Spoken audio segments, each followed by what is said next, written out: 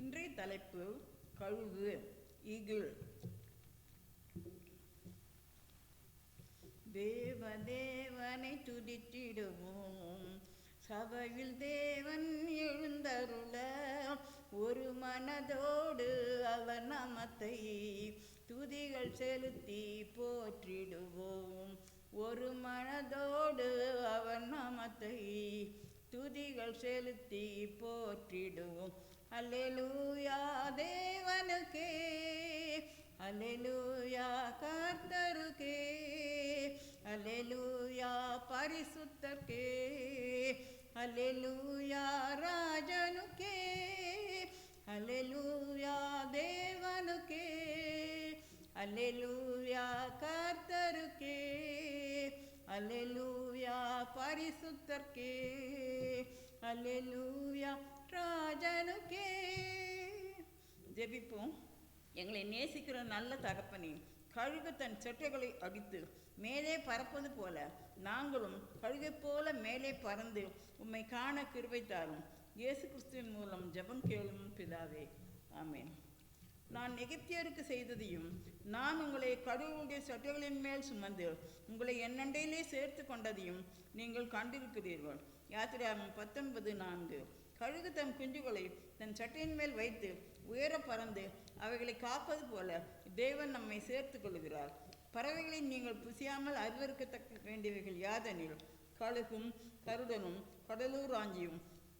லேவியராகமம் 11:13. உனக்கு தெரியாத பாஷையை பேசுகிறதுமான ஜாதியை வெகு தூரத்தில் உள்ள பூமியின் கடையாந்திரத்திலிருந்து கர்த்தர் மேல் கழுகு பறக்கும் வேகமாய் வரப்பண்ணுவார். உபாகமம் 28:50. கழுகு தன் கூட்டை கலைத்து தன் குஞ்சுகளின் மேல் அசைவாடி தன் சட்டைகளை விரித்து அவைகளை எடுத்து அவைகளை தன் சட்டையின் மேல் சுமந்து கொண்டு போகிறது போல. உபாகமம் 32:11. உயிரோடு இருக்கையில் சவுலும் யோனத்தானும் பிரியமும் இன்பமுமாய் இருந்தார்கள், மரணத்திலும் பிரிந்து போனதில்லை. கழுகுகளை பார்க்கும் தேகமும் சிங்கங்களை பார்க்கும் பலமுள்ளவருமாய் இருந்தார்கள். 2 சாமுவேல் 23. உன் கற்பனையினாலே கழுகு உயர பறந்து உயரத்திலே தன் கூட்டை கட்டுமோ, அதன் குஞ்சுகள் இரத்தத்தை உறிஞ்சும். பிணம் எங்கேயோ அங்கே கழுகுகள் வந்து கூடும். யோபு 39:27-10. நன்மையினால் உன் வாயை திருப்தியாக்குகிறார், கழுகுக்கு சமானமாய் உன் வயது திரும்ப பால வயது போலாகிறது. சங்கீதம் 103:5. கர்த்தருக்கு காத்திருப்பவர்களோ புதுபலன் அடைந்து கழுகுகளைப் போல சட்டைகளை அடித்து எழுந்தார்கள். அவர்கள் ஓடினாலும் முளைப்படையார்கள், நடந்தாலும் சோர்ந்து போகார்கள். ஏசாயா 40:31. இதோ மேகங்களைப் போல் எழும்பி வருகிறான், அவனுடைய ரதங்கள் பெருங்காற்றைப் போல் இருக்கிறது, அவன் குதிரைகள் கழுகுகளும் வேகமானவர்கள். நமக்கு ஐயோ, நாம் பாழாக்கப்படுகிறோமே. எரேமியா 4:13. எங்களை பின்தொடர்ந்தவர்கள் ஆகாயத்து கழுகுகளை பார்க்கிலும் வேகமாயிருந்தார்கள், பர்வதங்கள் மேல் எங்களை பின்தொடர்ந்தார்கள், வனாந்தரத்தில் எங்களுக்கு பதவி இருந்தார்கள். புலம்பல் 4:11. அவைகளுடைய முகங்களின் சாயலாவது வலது பக்கத்தில் 4 மனுஷ முகமும் சிங்க முகமும், இடது பக்கத்தில் 4 எருது முகமும் கழுகு முகமாய் இருந்தன. எசேக்கியேல் 1:10. கர்த்தராகிய ஆண்டவர் சொல்லுகிறது, பெரிய சட்டைகளையும் நீளமான இறகுகளையும் உடையதும் பல வருணமான இறகுகளால் நிறைந்ததுமாகிய ஒரு பெரிய கழுகு லீபனோனில் வந்து ஒரு கேதுருவின் நுனிக்குலையை பிடித்து. எசேக்கியேல் 17:3. அது துளித்து படர்ந்து தாழ்ந்த அடிமரம் உள்ள திராட்சை செடியாயிற்று. அதன் கொடிகள் அந்த கழுகுக்கு நேராகவும் அதன் வேர்கள் அதன் கீழாகவும் இருந்தன. இவ்விதமாய் அது திராட்சை செடியாகி கிளைகளை கொப்புகளை விட்டது. எசேக்கியேல் 17:6. அன்றியும் பெரிய சட்டைகளையும் திரளான இறகுகளையும் உடைய வேறொரு பெரிய கழுகு இருந்தது.